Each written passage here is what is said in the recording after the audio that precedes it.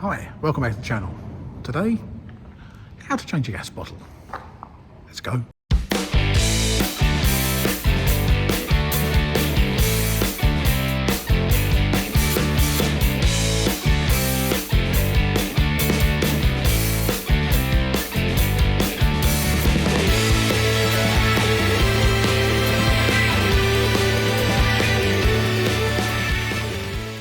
So, changing a gas bottle seems to make people panic a bit when they first start caravanning.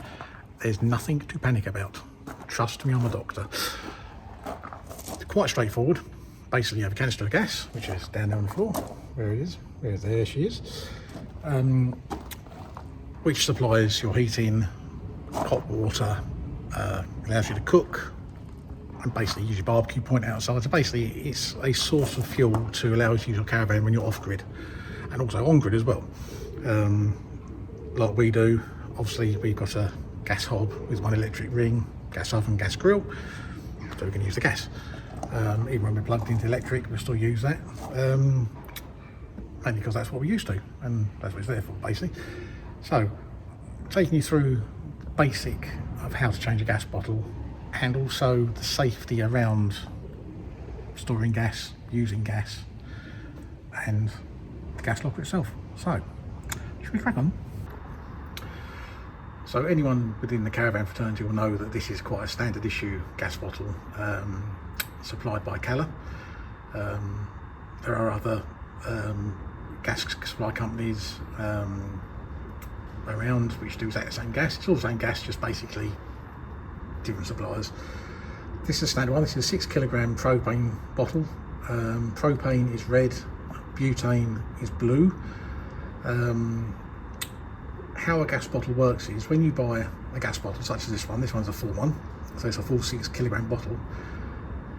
If you were to make it a see-through bottle, so basically like a can of like a bottle of lemonade, perhaps something like that, in a bottle of lemonade what you get is a void at the top of the gas bottle. So basically you'd get, if I can be closer, so you'd probably get about up to about here, I suppose, if that was a drinks bottle, and that bit would be sort of just air. It's exactly the same as what you've got inside one of these bottles here.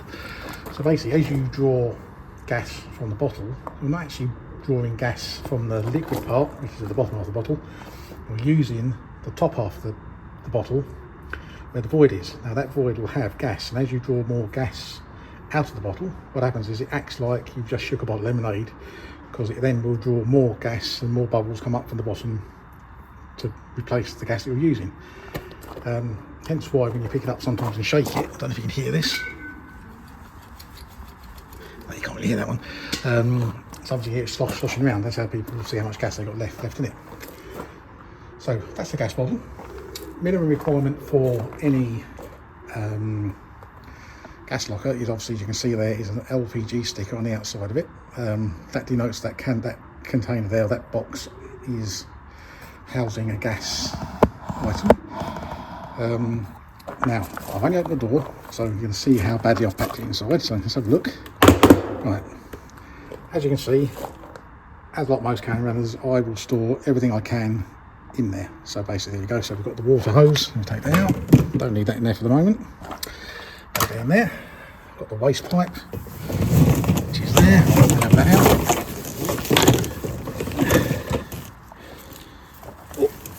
Down there, I've got the toilet filling jug and bottles, and obviously the toilet fluid, pink and blue, other stuff. So basically there's your gas locker. Now when I use my gas, I make sure that that looks exactly the same as it does now. There's no clutter in there, there's no nothing, and more importantly, those grates at the bottom of the gas locker are free from any obstructions, because they are your drop out holes if you were to ever have a leak. Gas is heavier than air, so if you have a leak, it's going to go down out onto the floor, outside, and disperse into the atmosphere. Now you will notice inside your caravan, underneath all the cupboards, around the bottom of the appliances, basically anything that uses gas, there will be a little hole within an inch or two of a gas joint. That is basically to do, so if you have a gas leak inside the caravan, the first thing to do is the gas will just drop out the floor and end up coming outside. What people do sometimes is they're not aware of this, and of a night time, oh, my feet are drafty, there must be a hole, and what they do, they'll put masking tape, insulating tape, duct tape, anything over them to stop the draft. Not a good idea really, because you need that free flow of air as well as a place for the gas to go when if and when it leaks. So what do you do if you smell gas? Now, the first thing you always do is isolate the source of any gas. Now, it's not going around inside turning off rings, ovens, grills, then going under the counter and turning off all the gas taps. The first thing you do is you just come outside, unlock your gas locker, and that bottle there is the first thing you do, you turn it off. That isolates the gas system, so if that's isolated, there's no gas going to be left in the system. Then, if you're confident enough to look at it yourself, not saying you should, it's always be left to a professional, get a man out, get a lady out, NCC engineer, independent engineer, they're all good, all trained to the same standards. They will be able to find out where you're leaking. 9 times out of 10, if you smell gas, it usually means within a couple of minutes your gas bottle's going to be empty and you're going to be out here in your slippers changing the gas bottle. But like I say, be sensible. The first thing you do with anything, if you smell gas and you're unsure, come outside, turn off the gas bottle. Tip of the day.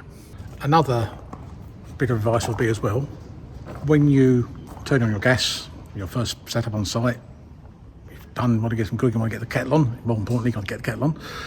How many turns do you give your bottle? How many do you think? Well, 1 turn. If you go down to your gas bottle and you turn, obviously the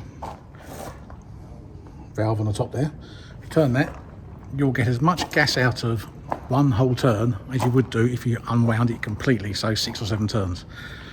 Now, going back to what I was saying in the previous segment, if you have a gas leak and it's a big gas leak, it's quicker to turn off 1 turn than it is to turn off 7 turns. And that 1 turn may be a case of, you know, the inevitable.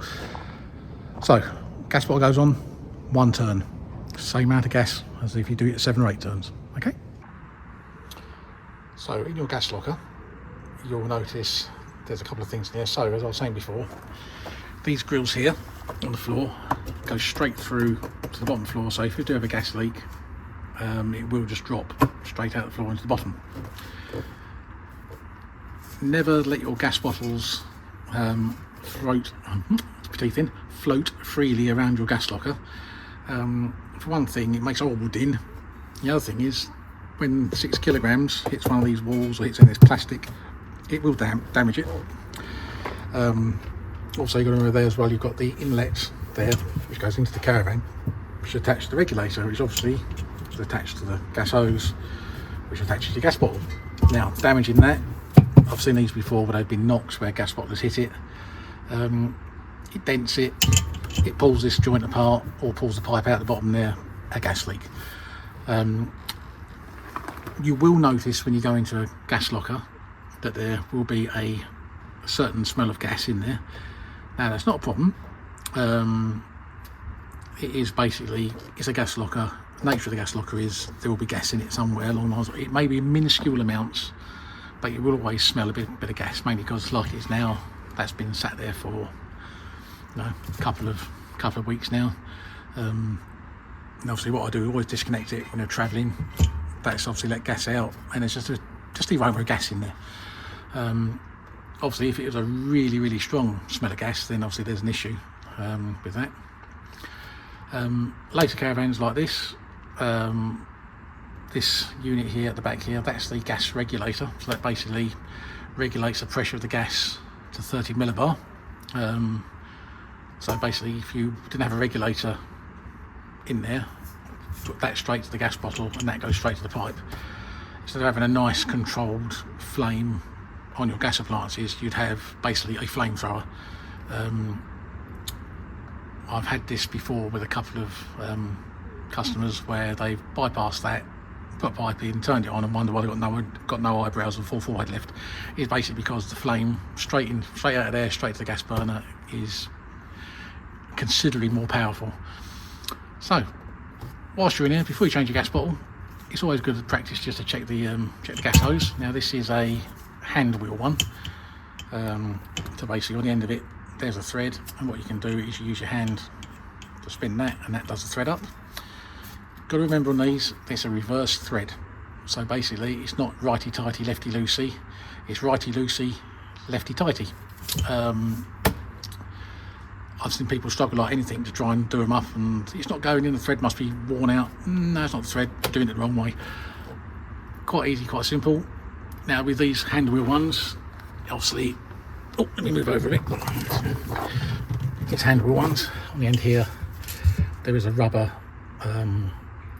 bung, so basically that will fit inside of here into the shaped aperture. I don't know if you can really see that, no, you can't see, it's a bit too dark.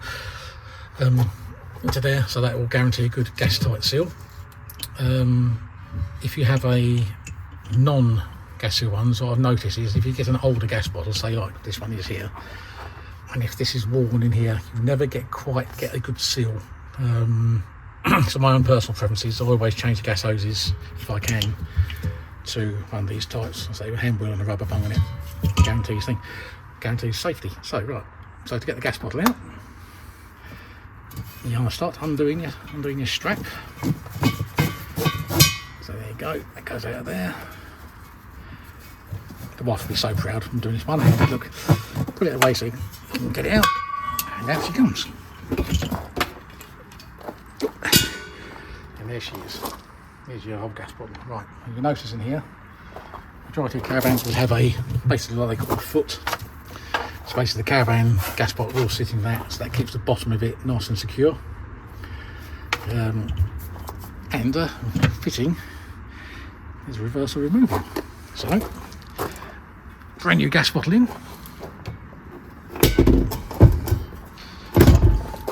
Make sure it's sat nicely in there.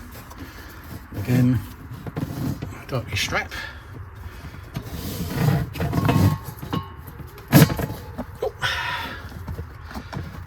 When I need an assistant.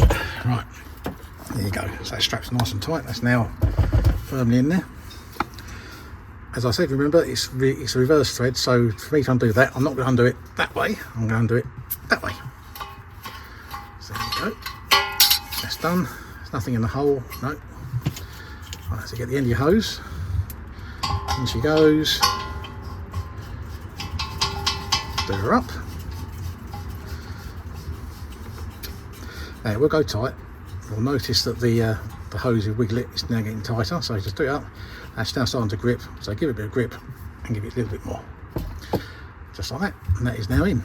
Down to turn it on, you'll feel the regulator power up. There you go. That's all done and changed and on.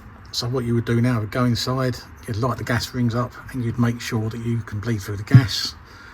Because what sometimes happens is if you change a gas bottle, or you change, even the other one you do is change from butane to propane, you'll get a little bit of mixture of gas and it won't quite light, it'll muck around and do all sorts of stuff. If you're changing light for like, 9 times out of 10 you don't get anything, you just get a little bit of a dip in the pressure, then it comes back on again. And that's done that. So you go in now, bleed it through, and you're all good to go. So that's how you change your gas bottle. In the unlikely event that when you turn the gas bottle on you can hear hissing or you can smell gas, immediately turn the gas bottle off. You don't want that going on obviously while checking it.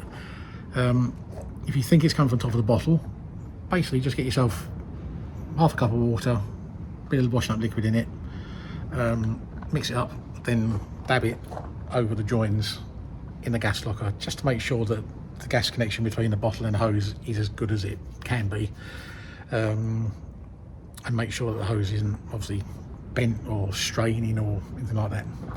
Now at the end of the season, another good question I often get is what do I do with my gas? Now what I do personally is when I leave site I will turn the gas bottle off and disconnect it. I will then go inside and turn one of the bigger rings on and draw all the gas as much as I can out of the gas system, so you're not travelling along with gas within the pipes.